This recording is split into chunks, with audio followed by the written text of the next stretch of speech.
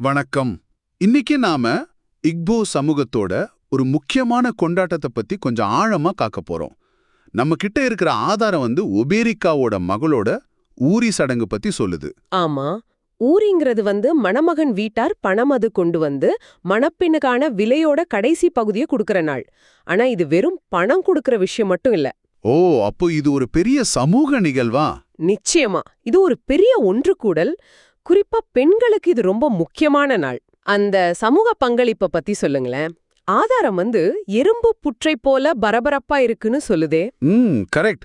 அன்னைக்கு பாத்தீங்கன்னா கிராமத்துல இருக்கிற அத்தனை பெண்களும் குழந்தைகளும் ஒண்ணு கூடிடுவாங்க. சமையல் வேலைகள் நடக்கும். எல்லாரும் சேர்ந்து செய்வாங்களா? ஆமா.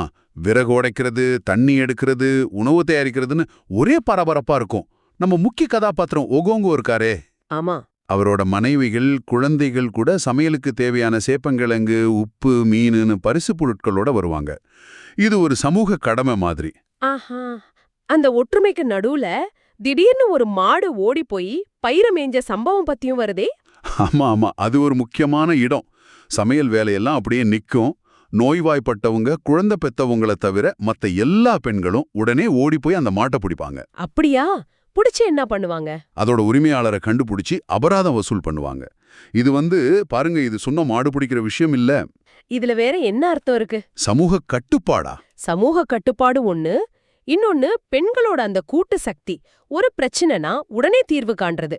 அங்க தாமதம் எல்லாம் கிடையாது, உடனடி நடவடிக்கை தான். ஓஹோ, ரொம்ப சுவாரஸ்யமா இருக்கு.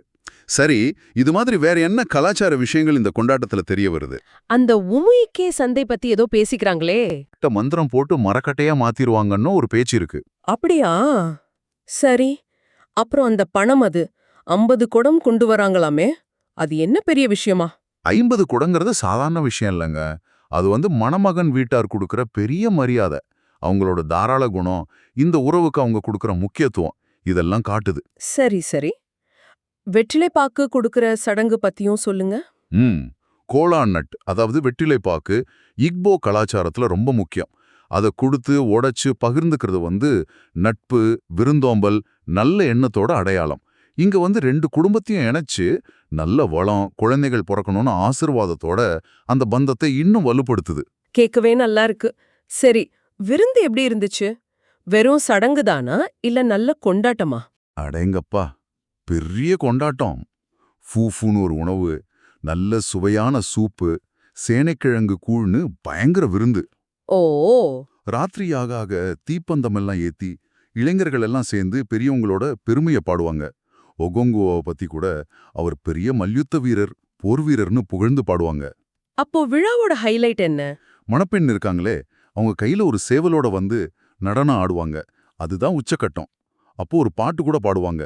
If I hold her hand அப்படின்னு ஆரம்பிக்கும். அந்த புது பந்தத்தோட மகிழ்ச்சியை காட்டுற மாதிரி இருக்கும்.